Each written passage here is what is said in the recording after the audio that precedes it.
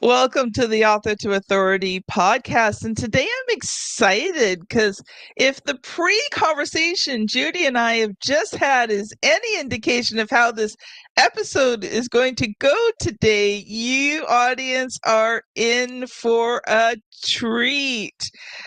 And, when I looked at today's topic, secrets for keeping your message seen in Evergreen.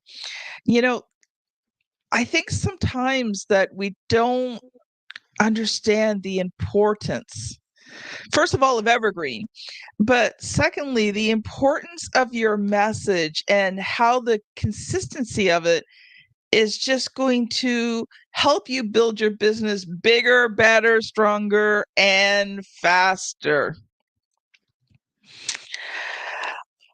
Judy, I want to welcome you to the show.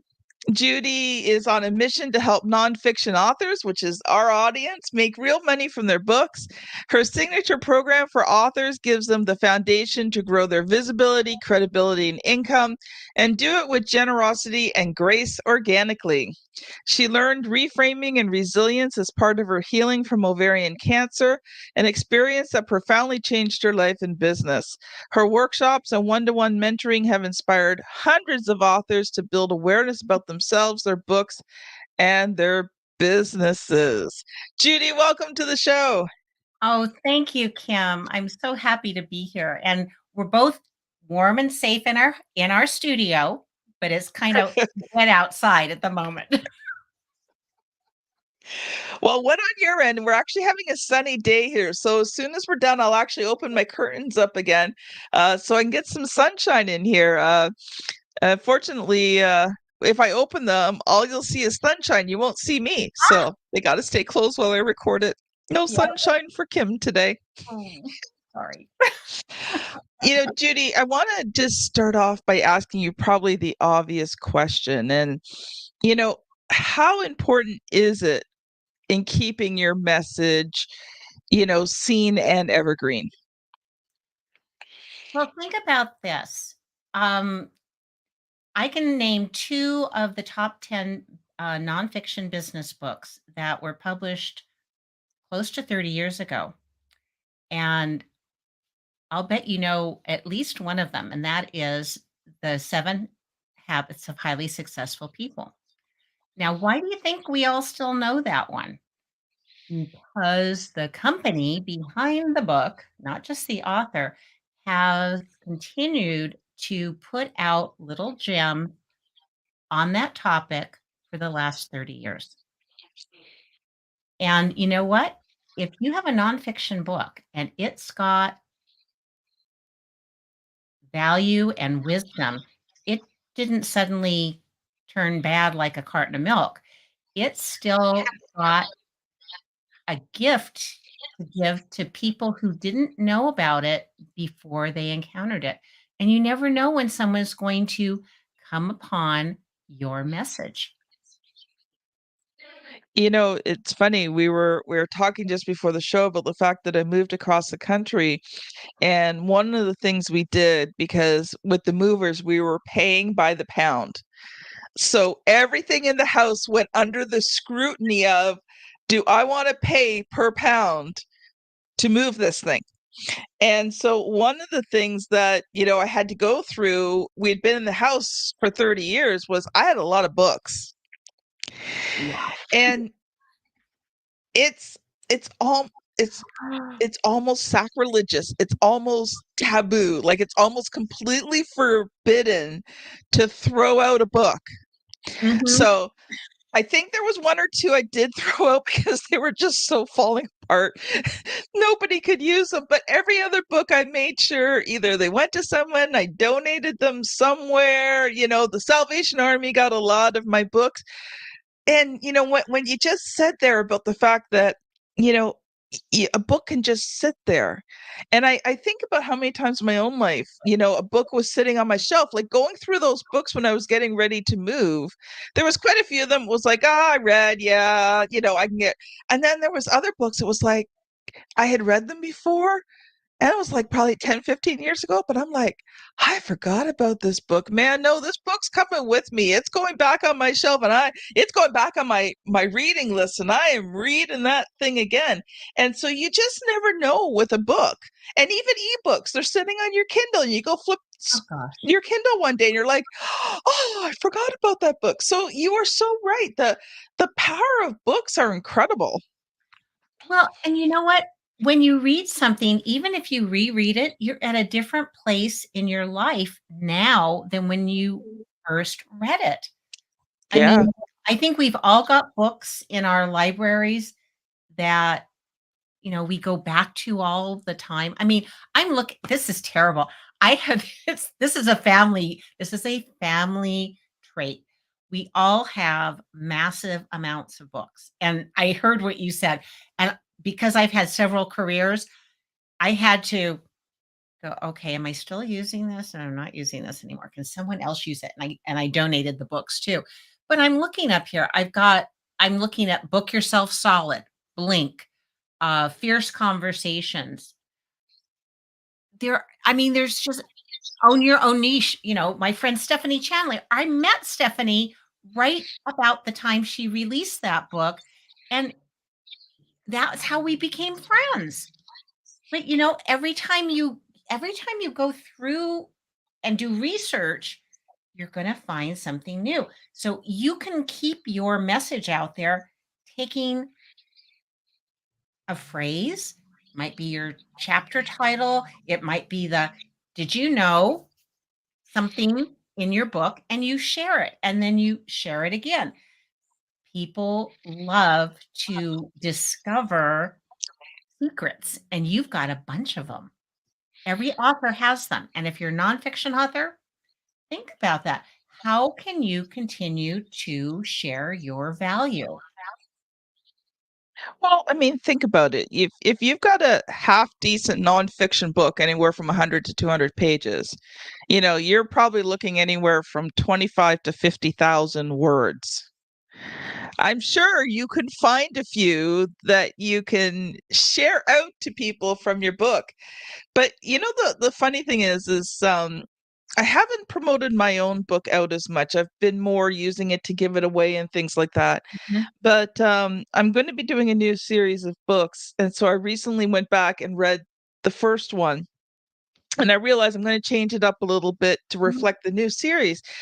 But I thought, man, I've grown and I've changed, right? And so there was the topics were still so relevant, but some of the things I had written then, I thought, man, I've grown since then, and there's a newness that I could bring to this. I could revise it and update it and so, my writing list is really long right now, and I'm like, oh man, I got to get to all of this stuff. But I think what I'm going to do is I'm going to get up extra early in the morning to give myself more writing time because sometimes as a publisher, it is hard for me to work on my own stuff because I spend a lot of time working on everybody else's stuff.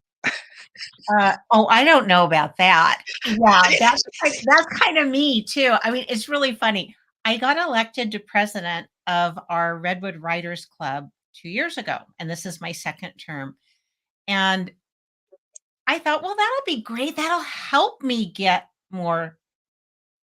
No, I spend all my extra time seems to go into how can I support the members? How can I educate them? I'm telling them all the stuff to do that I need to be doing that I'm not necessarily doing.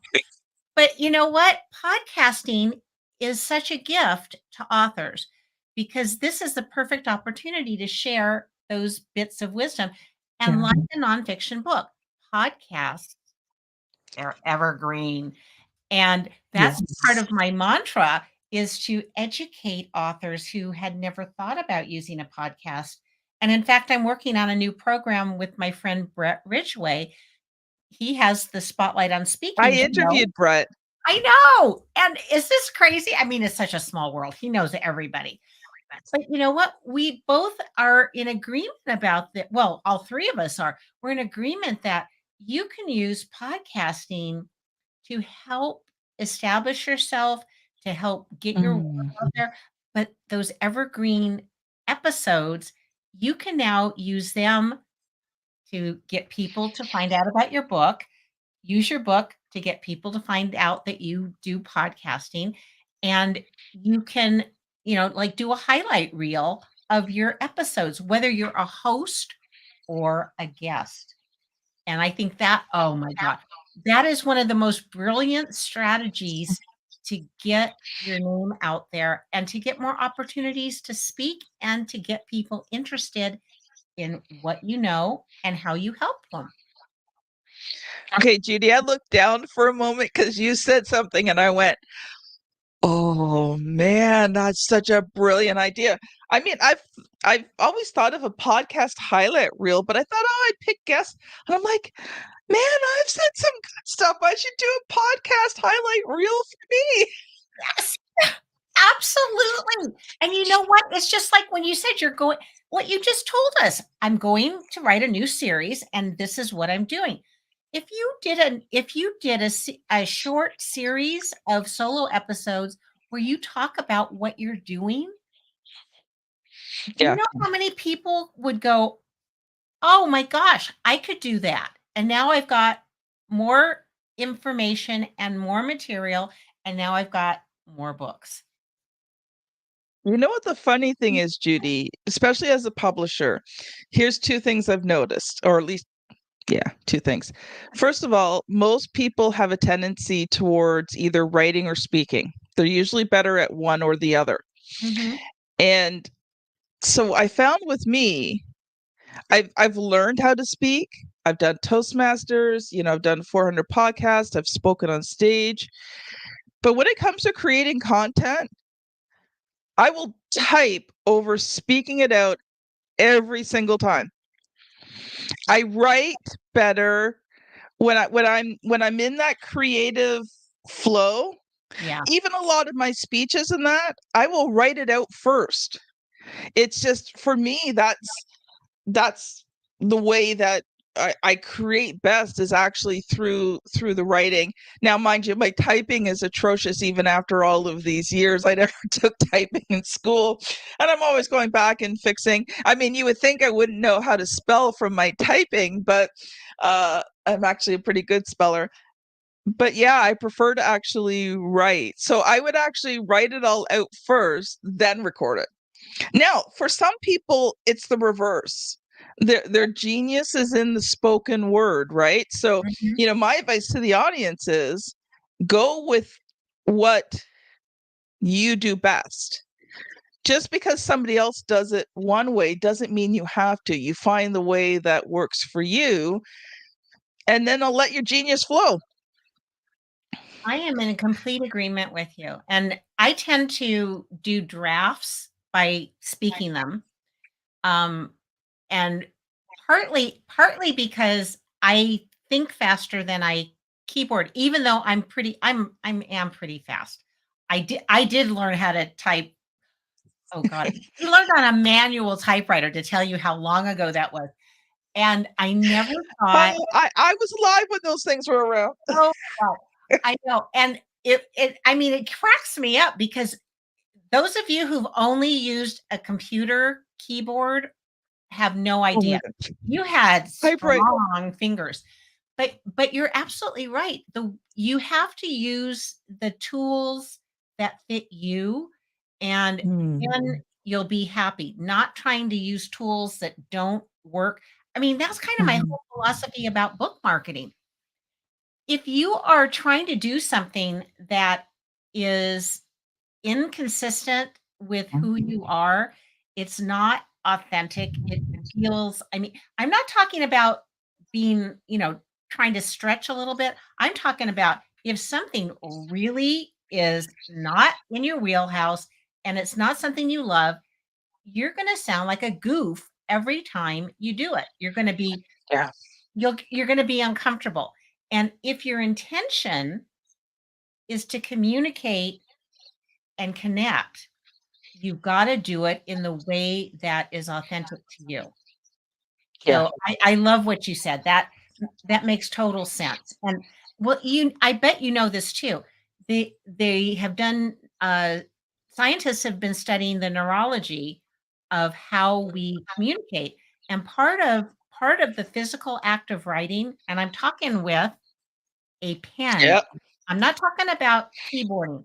It's very different than when you use a computer. And in fact, I can pretty much, if I wanted to do this, we could be talking and I can mindlessly be capturing it almost verbatim without a lot of mistakes. There might be some, spelling errors, but when you put pen to paper, it accesses different parts of your brain because you're thinking in words and symbols, and that's connecting the right and the left hemisphere. So I love it. Give it a try if you haven't done it.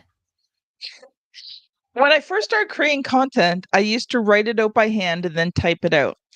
And the only reason I switched was because it was just making the process way too long. Mhm. And plus, I can correct a lot easier on a computer than I can in writing. Yep. But I'm just gonna stop you there for a second, Judy. I'm gonna share one quick thought, and then we have to go to an ad break. But we were talking about repurposing that content in the highlight reels, and I Mhm. can't remember the name of it. But if you Google it, if you're appearing on podcasts or doing videos or things like that, there's actually software out there now where you can go upload the video, and it will analyze it and it will pull out clips. Now, Oh, that right. being said, it uses the AI. Now, sometimes it's really good, sometimes it's not. But I have used them, and Mhm. generally, usually there's, if they're giving you 10, 15 clips, there's usually one clip that you can really, that I think is like really excellent. Like there's other ones that are, they're good, but they usually find one, but a lot of them you can adjust it. So a couple words here, there on either side. So audience, Oh. that's just a way of being able to repurpose your content.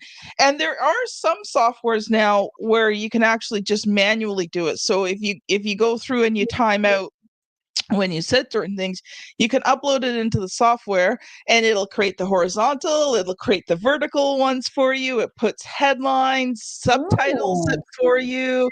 I Yeah, wanna and I try can't that. remember what it's called. So just Google it because there's lots of them. Okay. Oh my goodness. Crazy, isn't it? Some of the tools that we have that can make life easier. But you know what? The thing too is if you pick something and you like it, get really good at it. Go deep. Don't keep trying 100 different things because actually you'll save time, you'll get better. And until something else is out there that, is really a significant improvement, don't worry about it. So we're going to stop for a quick ad break. Audience, I have something new for you. If you have been wondering if you are ready to write a book that's going to convert readers into clients and build your business, well, I've got a little quiz for you. So listen into this ad, take the quiz, and find out if you're ready.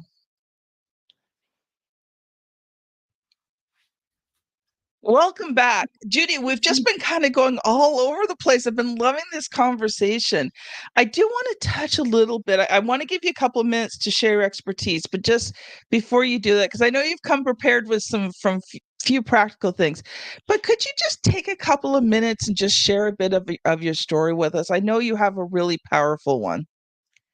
Well, this is really this is my anniversary month. 10 years ago, I was I had just been diagnosed with ovarian cancer. And I had been ignoring the symptoms for quite a long time before that happened because I'm really healthy and I worked out all the time. So I was about to celebrate my 60th birthday. And instead, I was getting ready to start my chemotherapy. Mm. I discovered, however, was this was my reset button. I found out all the times I had been giving people support, volunteering in the community, showing up, people returned the gift and Mm. helped me. I asked for help. I didn't disguise the fact that I was ill because I knew, well, let's face it, I knew my hair fell out. the type of chemicals that they were using. I said, "Is it all 100%?" "Yeah, 100%, everybody loses their hair." So I said, "I'm gonna be bald, so, I mean, it's not like I can fake that." And what I found is I really pared away people and, well, tasks and things that didn't bring me joy, and I turned inward a lot, and I was able to set boundaries. So I Mm, did that, but as I was going through the whole experience, which I knew had a beginning, a middle, and an end, writers, yes. beginning, middle, and end, I said to myself, "Okay, what can I do?" And this is exactly what I said to the ER doctor when they didn't know what kind of cancer I had, but he said, "You have cancer." And I said, "Well, how what do I do to get well?" I didn't go pity party time, and that was the way I approached the entire experience. What can I do to help myself? What do I need Yeah. to focus on?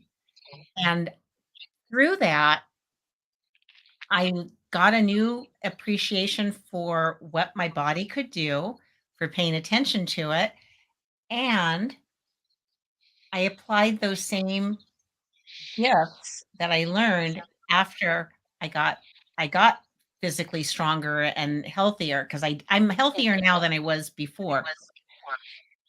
It's the same thing that authors need to do. You need to be resilient. You're not gonna be perfect Yeah. every time. Things are gonna happen, stuff's gonna show up, and you've got to learn, like I did, what you're gonna say yes to and what you're gonna say no to. Yeah. And I think Yeah. it was really important, and I also learned I had to do it my own way. And so I did some things that then turned out to be the coming trend, but the research hadn't been out yet. I exercised all during my experience, not quite at the level that I had done before, but I did. I started eating. I thought I was eating really well, but I found out there were some things in my diet that needed to go away because sugar is a major contributor to cell growth that you don't want. And I started saying yes to more happiness. I started a gratitude practice. And, so it was learning to do things in a new way and to have different expectations, but taking small steps consistently over time. And here I am today. I've got arms that I didn't have before cancer. And and you know what? I feel a lot better because it's easier for me to stay focused on the good stuff. Yeah. Yeah. I love it, Judy. Love it. Love it. Love it. You mentioned the word consistency, and I think that's one of the keys when you're an author is the consistency factor.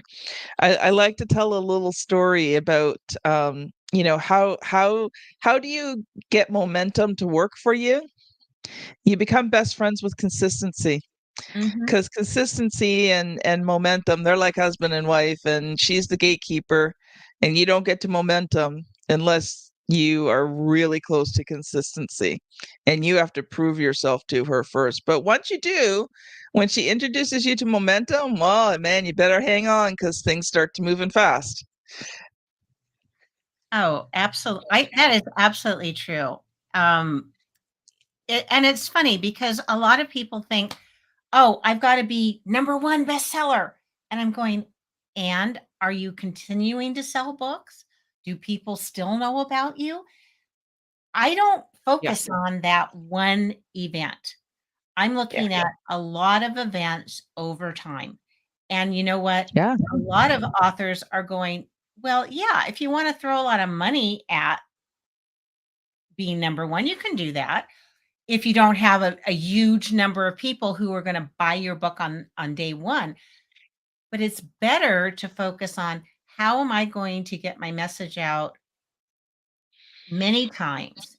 and again and reach more people.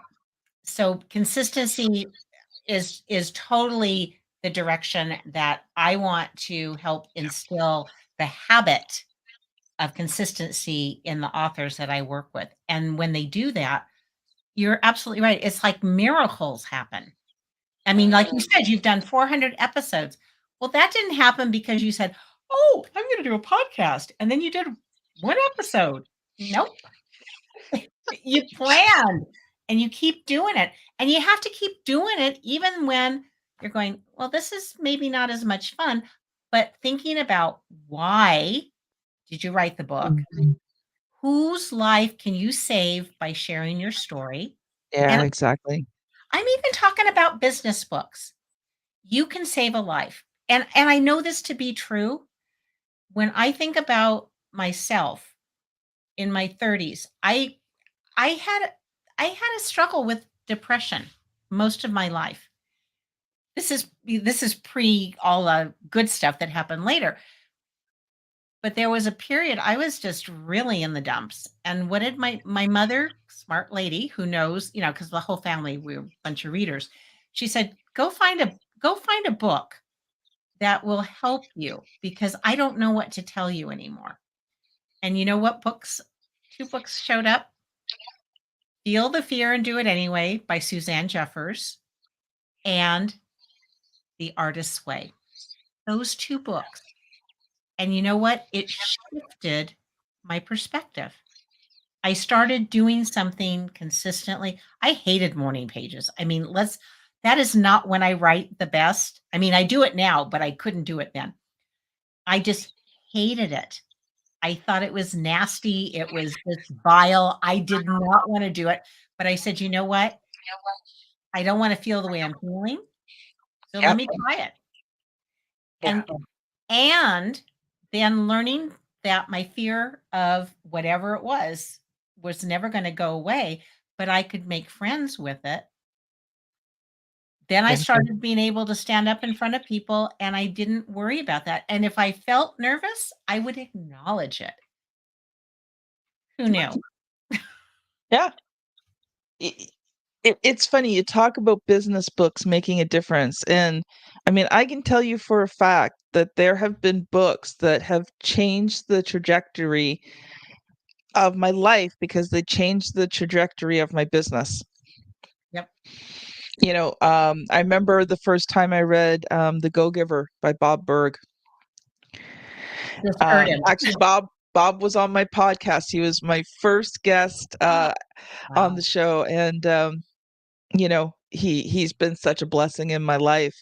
And there's been books, 12 Pillars, Jim Rohn, Chris Widener. Like, I mean, there's been so many books over the years that just they changed my perspective, they changed my mindset, they let me see things. I mean, I'm reading one right now that talks about 10xing your business as opposed to 2xing your business. And what does the set shift have to look like to 10 times your business?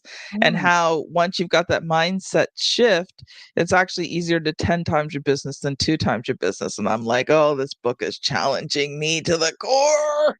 Oh my And gosh. I'm thinking it through and, reading it. And yeah, I got to admit something to you, Judy. It's really funny. As a publisher, I read so much. I find lately it's hard for me to read books because I just spend so much time reading and reviewing. And the other thing is, I don't know about you, but sometimes I can't get the analytical side out of my brain. I can't read to enjoy anymore because I'm analyzing this thing and I'm thinking, okay, if I were to talk to this person, oh, so I'm having to retrain my brain to read and not go into that analytical mode, not be thinking through all of the things that we could do to make this book better and try to, to learn. But it's definitely quite a journey. Oh, well, I was a graphic designer for close to half my life, and if someone shows me something I look at the layout first. I can't even get there, and it's so funny. It is so, that what you just said. I totally get it. When I'm reading something, I'm going, "What? Why did they do that? Why did they make that look that way? Why did they say it that way? They could have done it, and it would have, they could have used one sentence to, do this." I get it. I get. Oh, even at the movies, I would go, "Who did that font for the title? What the heck were they thinking?" But you know what?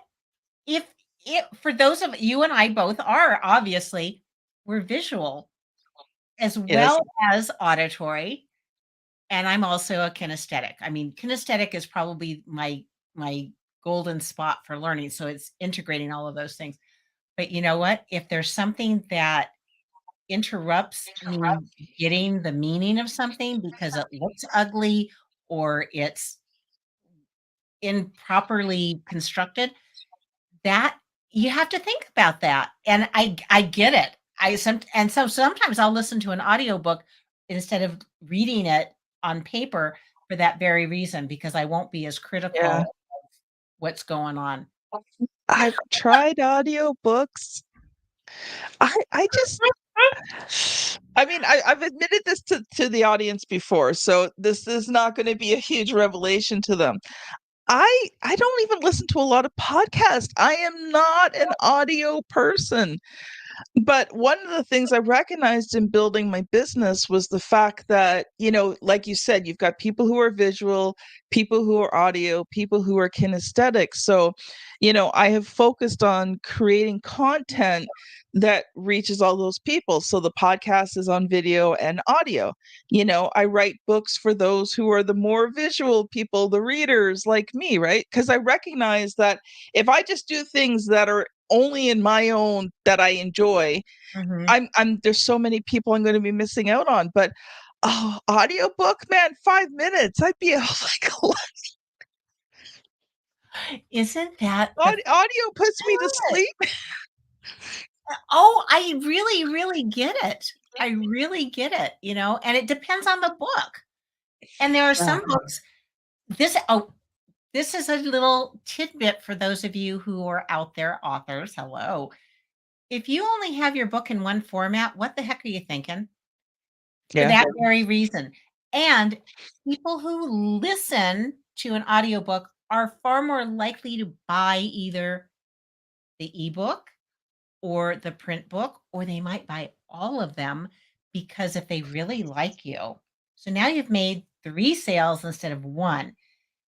Plus, you now have content that people are gonna consume might be different places, it might be at different times, but, oh, it's just brilliant. And one more little thought. If you had a business book, do you have a workbook that goes with it? So if you wrote a Yeah. book, could you now so 1 book becomes 2, becomes 3, becomes 4. Yeah. Pretty simple. You've Yeah. already got the content, now how else are you going to make it available? And you can turn that book into a podcast too. Yeah. Judy, we've got about a minute and a half left, and I was really interested. So, can you take maybe about 30 seconds Mhm. and talk about, what is it that you do for authors? Because we didn't really get a chance to touch on that. Well, I think you kinda get the idea. I'm an idea generator, and so I work with authors where they are to help them customize their roadmap to success, to become a book to money maker author. And so I meet you where you are. I help you craft your platform so that it fits you because it's not one size fits all. So I do one-to-one coaching, I do group programs, I do workshops and training. And I've got a lot of tools available, but I help you find the ones that match you with your authentic voice. And I'm organic over paid first every step of the way. Judy, I love it. Okay, we've got about a minute or so left, so I'll let you have the final few words. Can you share a final thought with us? And if the audience has enjoyed listening to you, how can they connect with you? Well, my final thought is if you do something every day, you're going to see a result.